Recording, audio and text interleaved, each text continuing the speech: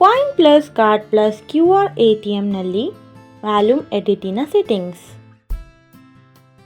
ಇದು ಇನಿಷಿಯೇಟಿವ್ ಇನ coin plus card plus QR ATM. ಮತ್ತು ನಾವು ನಮ್ಮ ಅವಶ್ಯಕತೆಯ ಪ್ರಕಾರ ವ್ಯಾಲ್ಯೂಮ್ ಎಡಿಟ್ ಸೆಟ್ಟಿಂಗ್ಸ್ಗಳನ್ನು ನೋಡಲು ಹೋಗುತ್ತಿದ್ದೇವೆ. ಎಂಟರ್ ಅನ್ನು ಒತ್ತಿರಿ ಮತ್ತು ಅಪ್ ಅಥವಾ ಡೌನ್ ಕೀಗಳ ಸಹಾಯದಿಂದ ಕ್ವಿಕ್ ಸೆಟ್ಟಿಂಗ್ಸ್ಗೆ ಹೋಗಿ. ಕರ್ಸರ್ ಕ್ವಿಕ್ ಸೆಟ್ಟಿಂಗ್ಸ್ ಇನ ಹತ್ತಿರ ಇರುವಾಗ ಎಂಟರ್ ಅನ್ನು ಒತ್ತಿರಿ. ಡಿಸ್ಪ್ಲೇನಲ್ಲಿ ಕೊಟ್ಟಿರುವ ಇನ್ಸ್ಟ್ರಕ್ಷನ್ಸ್ ಗಳನ್ನು ಓದಿರಿ. ಮಾಸ್ಟರ್ ಕಾರ್ಡ್ ಅನ್ನು ಪ್ಲೇಸ್ ಮಾಡಿರಿ. ಕ್ವಿಕ್ ಸೆಟ್ಟಿಂಗ್ಸ್ ನಲ್ಲಿ ಡೌನ್ ಕೀಯ ಸಹಾಯದಿಂದ ವ್ಯಾಲ್ಯೂಮ್ ಎಡಿಟ್ ಆಪ್ಷನ್ಗೆ ಹೋಗಿ ಮತ್ತೆ ಎಂಟರ್ ಅನ್ನು ಒತ್ತಿರಿ. ವ್ಯಾಲ್ಯೂಮ್ ಎಡಿಟ್ ಸೆಟ್ಟಿಂಗ್ಸ್ ನಲ್ಲಿ ನಾವು ವ್ಯಾಲ್ಯೂಮ್ ಅನ್ನು ಲೀಟರ್ಸ್ ಮತ್ತೆ ಮಿಲಿಲೀಟರ್ಸ್ ಗಳಲ್ಲಿ ಸೆಟ್ ಮಾಡಬಹುದು. ನಾವು ಮ್ಯಾಕ್ಸಿಮಮ್ 4 ವ್ಯಾಲ್ಯೂಮ್ ಅನ್ನು ಸೆಟ್ ಮಾಡಬಹುದು. ಫಸ್ಟ್ ವ್ಯಾಲ್ಯೂಮ್ ಅನ್ನು ಸೆಲೆಕ್ಟ್ ಮಾಡಲು ಎಂಟರ್ ಒತ್ತಿರಿ. ಉದಾಹರಣೆಗಾಗಿ ನಾವು ಫಸ್ಟ್ ವ್ಯಾಲ್ಯೂಮ್ ನಲ್ಲಿ 1000 ಲೀಟರ್ಸ್ ಗಳನ್ನು ಸೆಟ್ ಮಾಡಬಹುದು. ಅಪ್, ಡೌನ್ ಮತ್ತೆ ರೈಟ್ ಕೀ ಸಹಾಯದಿಂದ ವ್ಯಾಲ್ಯೂಮ್ ಅನ್ನು 1000.0 ಗಾಗಿ ಸೆಟ್ ಮಾಡಿ.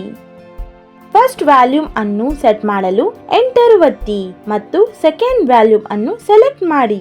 ಸೆಕೆಂಡ್ ವ್ಯಾಲ್ಯೂಮ್ ನಲ್ಲಿ ನಾವು 45 ಲೀಟರ್ಸ್ ಮತ್ತೆ 500 ಮಿಲಿಲೀಟರ್ಸ್ ಗಳನ್ನು ಸೆಟ್ ಮಾಡಬೇಕು. ಅಂದರೆ ವ್ಯಾಲ್ಯೂಮ್ ಅನ್ನು 0045.5 ಎಂದು ಸೆಟ್ ಮಾಡಿರಿ.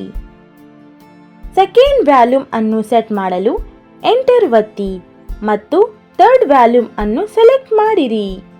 ಥರ್ಡ್ ವ್ಯಾಲ್ಯೂಮ್ದಲ್ಲಿ ನಾವು 4 ಲೀಟರ್ಸ್ ಮತ್ತೆ 700 ಮಿಲಿಲೀಟರ್ಸ್ ಗಳನ್ನು ಸೆಟ್ ಮಾಡಬೇಕು. ಅಂದರೆ ವ್ಯಾಲ್ಯೂಮ್ ಅನ್ನು 0004.7 ಎಂದು ಸೆಟ್ ಮಾಡಿರಿ. ಥರ್ಡ್ ವ್ಯಾಲ್ಯೂಮ್ ಅನ್ನು ಸೆಟ್ ಮಾಡಲು ಎಂಟರ್ ಒತ್ತಿ ಮತ್ತೆ ಫೋರ್ತ್ ವ್ಯಾಲ್ಯೂಮ್ ಅನ್ನು ಸೆಲೆಕ್ಟ್ ಮಾಡಿರಿ.